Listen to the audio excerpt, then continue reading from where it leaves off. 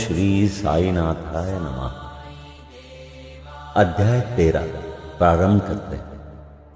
बाबा की अनुमति से अब हम अध्याय 13 का श्रवण करेंगे। श्री गणेशाय नमः। श्री सरस्वत्यै नमः। श्री गुरुभ्यो नमः। श्री कुलदेवताय नमः। श्री सीतारामचंद्राभ्यां नमः। श्री सद्गुरु साईनाथाय नमः। इस अध्याय में अन्य कई लीलाएं, रोग निवारण, भीमाजी पाटिल, बाला गणपत दर्जी, बापू साहेब बूटी, अलंदी स्वामी, काका महाजन, हरदा के दत्तोपंत, इसका वर्णन किया गया है। अब सुनिए माया की अभेद्य शक्ति। बाबा के शब्द सदैव संक्षिप्त, अर्थपूर्ण, गूढ़ और विद्वत्तापूर्ण समतोल रहते थे। वे सदा निश्चिंत और निर्भय रहते थे। उनका कथन था कि मैं फकीर हूं, न तो मेरी स्त्री है और न घर द्वार ही। सब चिंताओं को त्याग कर मैं एक ही स्थान पर रहता हूं, फिर भी माया मुझे कष्ट पहुंचाया करती है। मैं स्वयं को भूल चुका हूं, परंतु माया मुझे नहीं भूलती, क्योंकि वो मुझे अपने चक्र में फंसा लेती है। श्री हरि की ये माया ब्रह्मादि को भी नहीं छोड़ती, फिर मुझ जैसे फकीर का तो कहना ही क्या है। परंतु जो हरि के शरण लेंगे वे उनकी कृपा से माया जाल से मुक्त हो जाएंगे। इस प्रकार बाबा ने माया की शक्ति का परिचय दिया। भगवान श्री कृष्ण भागवत में उद्धव से कहते हैं कि संत मेरे जीवित स्वरूप है। और बाबा का भी कहना यही था कि वे भाग्यशाली जिनके समस्त पाप नष्ट होने को हो, वे ही मेरी उपासना की ओर अग्रसर होते हैं। यदि तुम केवल साईं साईं का ही स्मरण करोगे तो मैं तुम्हें भवसागर से पार उतार दूंगा। इन शब्दों पर विश्वास करो, तुम्हें अवश्य लाभ होगा। मेरी पूजा के निमित्त कोई सामग्री या अष्टांग योग की भी आवश्यकता नहीं है। मैं तो भक्ति में ही निवास करता हूं। अब आगे देखिए कि अनाश्रितों के आश्रयदाता साईं ने भक्तों के कल्याणार्थ क्या क्या किया। अब सुनिए भीमाजी पाटिल, सत्य साई व्रत, नारायणगढ़, जो तालुका जुन्नर और जिला पुणे के एक महानुभाव भीमाजी पाटिल को सन 1909 में वक्षस्थल में एक भयंकर रोग हुआ, जो आगे चलकर क्षय रोग में परिणित हो गया। उन्होंने अनेक प्रकार की चिकित्सा की, परंतु कुछ लाभ न हुआ। अंत में हताश होकर उन्होंने भगवान से प्रार्थना की, हे नारायण, हे प्रभु, मुझ अनाथ की कुछ सहायता कर। ये तो विदित ही है कि जब हम सुखी रहते हैं तो भगवत स्मरण नहीं करते, परंतु जो ही दुर्भाग्य घेर लेता है और दुर्दिन आते हैं तभी हमें भगवान की याद आती है। इसीलिए भीमाजी ने भी ईश्वर को पुकारा। उन्हें विचार आया कि क्यों न साईं बाबा के परम भक्त श्री नाना साहेब चांदोरकर से इस विषय में परामर्श लिया जाए। और इसी हेतु उन्होंने अपनी स्थिति पूर्ण विवरण सहित उनके पास लिख भेजी और उचित मार्गदर्शन के लिए प्रार्थना की। प्रत्युत्तर में श्री नाना साहेब ने लिख दिया कि अब तो केवल एक ही उपाय शेष है, और वो है साईं बाबा के चरण कमलों की शरणागति। नाना साहब के वचनों पर विश्वास कर उन्होंने शिरडी प्रस्थान की तैयारी की। उन्हें शिरडी में लाया गया और मस्जिद में ले जाकर लिटाया गया। श्री नाना साहेब और श्यामा भी इस समय वहीं उपस्थित थे। बाबा बोले कि ये पूर्वजन्म के बुरे कर्मों का ही फल है, इस कारण मैं इस झंझट में नहीं पड़ना चाहता। ये सुनकर रोगी अत्यंत निराश होकर करुणापूर्ण स्वर में बोला, मैं बिल्कुल निस्सहाय हूं, और अंतिम आशा लेकर आपके श्री चरणों में आया हूं। आपसे दया की भीख मांगता हूं। हे दीनों के शरण, मुझ पर दया करो। इस प्रार्थना से बाबा का हृदय द्रवित हो आया और वे बोले कि अच्छा ठहरो, चिंता न करो, तुम्हारे दुखों का अंत शीघ्र होगा। कोई कितना भी दुखित और पीड़ित क्यों न हो, जैसे ही वो मस्जिद की सीढ़ियों पर पैर रखता है वो सुखी हो जाता है। मस्जिद का फकीर बहुत दयालु है और वो तुम्हारा रोग भी निर्मूल कर देगा। वो तो सब पर प्रेम और दया रखकर रक्षा करता है। रोगी को हर 5वें मिनट पर खून की उल्टियां हुआ करती थी, परंतु बाबा के समक्ष उसे कोई उल्टी न हुई। जिस समय से बाबा ने अपने श्रीमुख से आशा और दयापूर्ण शब्दों में उक्त उद्गार प्रकट किए, उसी समय से रोग ने भी पलटा खाया। बाबा ने रोगी को भीमा बाई के घर में ठहरने को कहा। इस स्थान पर इस प्रकार के रोगी को सुविधाजनक और स्वास्थ्यप्रद तो न था, फिर भी बाबा की आज्ञा कौन टाल सकता था। वहां पर रहते हुए बाबा ने 2 स्वप्न देकर उसका रोग हरण कर लिया। पहले स्वप्न में रोगी ने देखा कि वो एक विद्यार्थी है और शिक्षक के सामने कविता मुखाग्र न करने के दंड स्वरूप बेतों की मार से असहनीय कष्ट भोग रहा। दूसरे स्वप्न में उसने देखा कि कोई हृदय पर नीचे से ऊपर और ऊपर से नीचे की ओर पत्थर घुमा रहा, जिससे उसे असह्य पीड़ा हो रही। स्वप्न में इस प्रकार कष्ट पाकर वो स्वस्थ हो गया और घर लौट आया। फिर वो कभी कभी शिरडी आता और साईं बाबा की दया का स्मरण कर साष्टांग प्रणाम करता। बाबा अपने भक्तों से किसी वस्तु की आशा न रखते थे।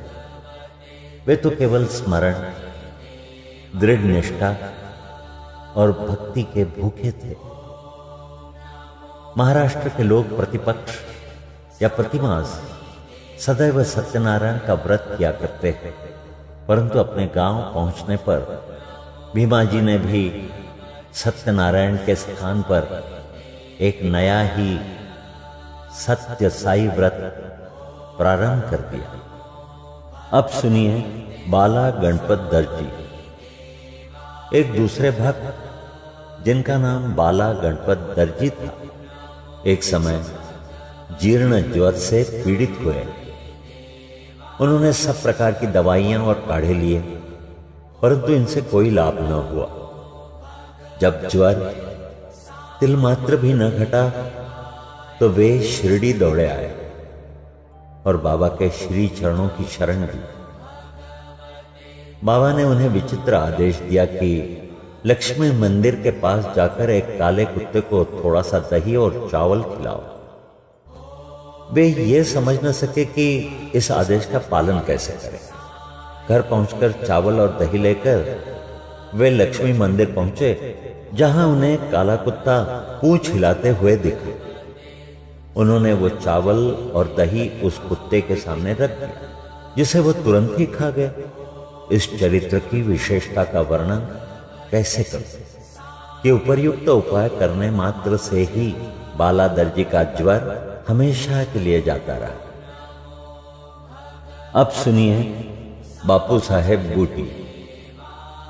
श्रीमान बापू साहेब बूटी एक बार आम्लपित्त के रोग से पीड़ित हुए। उनकी अलमारी में अनेक औषधियां थी, परंतु कोई भी गुणकारी न हो रही थी।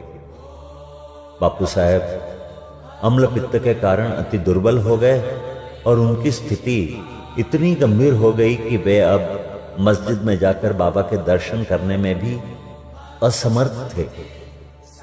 बाबा ने उन्हें बुलाकर अपने सम्मुख बिठाया और बोले, सावधान, अब तुम्हें दस्त न लगेंगे। अपनी उंगली उठाकर फिर कहने लगे, उल्टियां भी अवश्य रुक जाएंगी। बाबा ने ऐसी कृपा की कि रोग समूल नष्ट हो गया और बापू साहेब बूटी पूर्ण स्वस्थ हो गए। एक अन्य अवसर पर भी वे हैजा से पीड़ित हो गए। फलस्वरूप उनकी प्यास अधिक तीव्र हो गई। डॉक्टर पिल्ले ने हर प्रकार के उपचार किए, परंतु स्थिति न सुधरी। अंत में वे फिर बाबा के पास पहुंचे और उनसे तृषा रोग निवारण की औषधि के लिए प्रार्थना की। उनकी प्रार्थना सुनकर बाबा ने उन्हें मीठे दूध में उबाला हुआ बादाम, अखरोट और पिस्ते का काढ़ा पियो, यह औषधि बतला दी। दूसरा डॉक्टर या हकीम बाबा की बतलाई हुई इस औषधि को प्राणघातक ही समझता, परंतु बाबा की आज्ञा का पालन करने से ये रोगनाशक सिद्ध हुई और आश्चर्य की बात है कि रोग समूल नष्ट हो गया। अब सुनिए अलंदी के स्वामी। अलंदी के एक स्वामी बाबा के दर्शनार्थ शिरडी पधारे। उनके कान में असह्य पीड़ा थी, जिसके कारण उन्हें एक पल भी विश्राम करना दुष्कर था। उनकी शल्य चिकित्सा भी हो चुकी थी, फिर भी स्थिति में कोई विशेष परिवर्तन न हुआ था। दर्द भी अधिक था। वे किंकर्तव्य विमूढ़ होकर वापस लौटने के लिए बाबा से अनुमति मांगने गए। ये देखकर श्यामा ने बाबा से प्रार्थना की कि स्वामी के कान में अधिक पीड़ा है, आप इन पर कृपा करो। बाबा आश्वासन देकर बोले, अल्लाह अच्छा करेगा। स्वामी जी पूना वापस लौट गए और एक सप्ताह के बाद उन्होंने शिरडी पत्र भेजा कि पीड़ा शांत हो गई है, परंतु सूजन अभी पूर्ववत ही है। सूजन दूर हो जाए इसके लिए शल्य चिकित्सा यानी ऑपरेशन कराने बंबई गए। शल्य चिकित्सा विशेषज्ञ यानी सर्जन ने जांच करने के बाद कहा कि शल्य चिकित्सा की कोई आवश्यकता नहीं। बाबा के शब्दों का गूढ़ार्थ हम निरे मूर्ख क्या समझे। अब सुनिए काका महाजनी। काका महाजनी नाम के एक अन्य भक्त को अतिसार की बीमारी हो गई। बाबा का सेवा क्रम कहीं टूट न जाए, इस कारण वे एक लोटा पानी भरकर मस्जिद के एक कोने में रख देते थे, ताकि शंका होने पर शीघ्र ही बाहर जा सके। श्री साईं बाबा को तो सब विदित थी, फिर भी काका ने बाबा को सूचना इसलिए नहीं दी कि वे रोग से शीघ्र ही मुक्ति पा जाए। मस्जिद में फर्श बनाने की स्वीकृति बाबा से प्राप्त हो चुकी थी, परंतु जब कार्य प्रारंभ हुआ तो बाबा क्रोधित हो गए और उत्तेजित होकर चिल्लाने लगे, जिससे भगदड़ मच गई। जैसे ही काका भागने लगे, वैसे ही बाबा ने उन्हें पकड़ लिया और अपने सामने बैठा दिया। इस गड़बड़ी में कोई आदमी मूंगफली की एक छोटी सी थैली वहां भूल गया। बाबा ने उसमें से एक मुट्ठी मूंगफली निकाली और दाने छीलकर दाने काका को खाने के लिए दे दी। क्रोधित होना, मूंगफली छीलना और उन्हें काका को खिलाना, ये सब कार्य एक साथ ही चलने लगा। स्वयं बाबा ने भी उसमें से कुछ मूंगफली खाई। जब थैली खाली हो गई तो बाबा ने कहा कि मुझे प्यास लगी, जाकर थोड़ा जल ले आओ। काका एक घड़ा पानी भर लाए और दोनों ने उसमें से पानी पिया। फिर बाबा बोले कि अब तुम्हारा अतिसार रोग दूर हो गया, तुम अपने फर्श के कार्य की देखभाल कर सकते हो। थोड़े ही समय में भागे हुए लोग भी लौट आए। कार्य पुनः प्रारंभ हो गया। काका का रोग अब प्रायः दूर हो चुका था, इस कारण वे कार्य में संलग्न हो गए। क्या मूंगफली अतिसार रोग की औषधि है? इसका उत्तर कौन दे? वर्तमान चिकित्सा प्रणाली के अनुसार तो मूंगफली से अतिसार में वृद्धि ही होती, न कि मुक्ति। इस विषय में सदैव की भांति बाबा के श्री वचन ही औषधि स्वरूप थे। अब सुनिए हरदा के दत्तोपंत। हरदा के एक सज्जन जिनका नाम श्री दत्तोपंत था, 14 वर्ष से उदर रोग से पीड़ित थे। किसी भी औषधि से उन्हें लाभ न हुआ। अचानक कहीं से बाबा की कीर्ति उनके कानों में पड़ी कि उनकी दृष्टि मात्र से ही रोगी स्वस्थ हो जाते हैं। अतः वे भी भागकर शिरडी आए और बाबा के चरणों की शरण ली। बाबा ने प्रेम दृष्टि से उनकी ओर देखकर आशीर्वाद देकर अपना वरदहस्त उनके मस्तक पर रखा। आशीष और उदी प्राप्त कर वे स्वस्थ हो गए तथा भविष्य में उन्हें फिर कोई पीड़ा न हुई। इसी तरह के 3 चमत्कार इस अध्याय के अंत में टिप्पणी में दिए गए हैं। माधवराव देशपांडे बवासीर रोग से पीड़ित थे। बाबा की आज्ञानुसार सोनामुखी का काढ़ा सेवन करने से वे निरोग हो गए। 2 वर्ष पश्चात उन्हें पुनः वही पीड़ा उत्पन्न हुई। बाबा से बिना परामर्श लिए वे उसी काढ़े का सेवन करने लगे। परिणाम ये हुआ कि रोग अधिक बढ़ गए, परंतु बाद में बाबा की कृपा से शीघ्र ही ठीक हो गया। काका महाजनी के बड़े भाई गंगाधर पंत को कुछ वर्षों से सदैव उदर की पीड़ा बनी रहती थी। बाबा की कीर्ति सुनकर वे भी शिरडी आए और आरोग्य प्राप्ति के लिए प्रार्थना करने लगे। बाबा ने उनके उदर को स्पर्श कर कहा, अल्लाह अच्छा करेगा। इसके पश्चात तुरंत ही उनकी उदर पीड़ा मिट गई और वे पूर्णतः स्वस्थ हो गए।